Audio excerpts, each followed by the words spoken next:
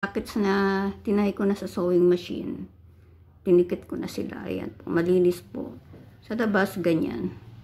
Talagang kailangang itahi po sila kasi kung hindi, nakalaylay po. So, ayan, dalawa.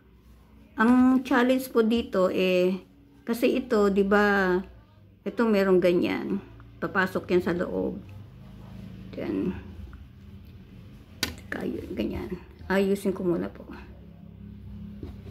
Ang challenge dito kailangan yung pagpasok po, hindi kayo mahirapan. Ako ba, experience ko din po siya na master nakakatahi. Enjoy naman po yun pag marami kayong matutuhan. So, ganyan. So, di ba ho ganito?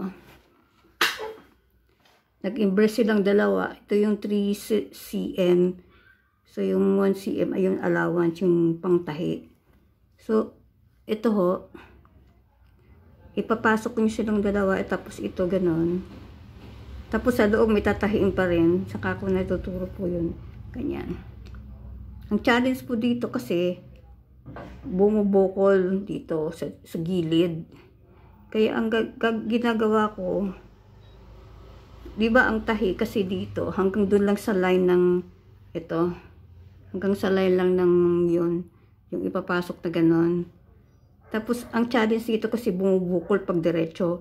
Kaya ang ginagawa ko, sinishape ko siya ng ganon. Ayan, kamay lang muna yan Para pagpasok ko siya ng ganon, hindi siya bubukol kasi pangit Yung isa, walang problema sa ilalim siya Pero isi-shape nyo din siya para pantay silang naka-V-shape. Yan. Ganyan po. Ito, dito kayo matcha-challenge sa pagpasok yun. Bumubukol siya dito sa line na to. Ito. Kaya ang gagawin nyo, i-V-shape nyo siya para ito. Kung binishape ko na sa ibabaw sa ilalim, pwede rin i-V-shape nyo yung dalawang ganyan.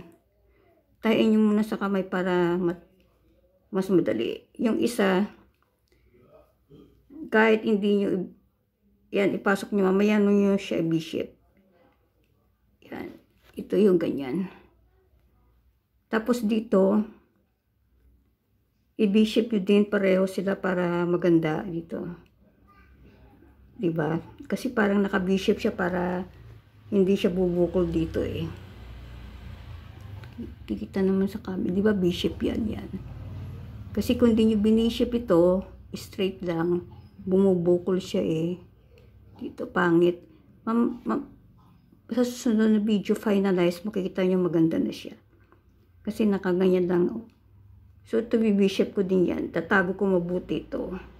Pagka, ang sekreto kasi yan, para ma-perfect nyo, kamayin nyo muna para makuha nyo yung tugma sila, match na match exactly what you want to sew o tahi. Yan. So, ang finalize yan, ito may tahi dito. Yung ibang gumagawa sa mga ibang channel, dito nila tinatahi. Yan. Ako gusto ko dito para matibay.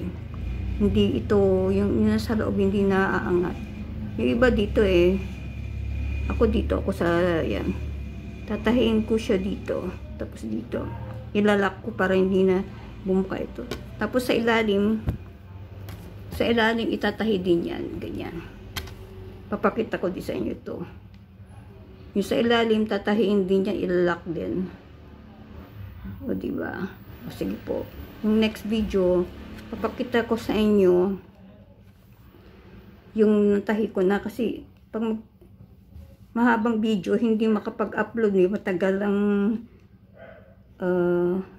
YouTube mag-upload ng mahabang video. Gabi na So, madali lang naman yung mga sinasabi ko. Pag in-analyze nyo, makikita nyo yung tahi, alam nyo na kasi may explanation naman po ako Okay, thank you po.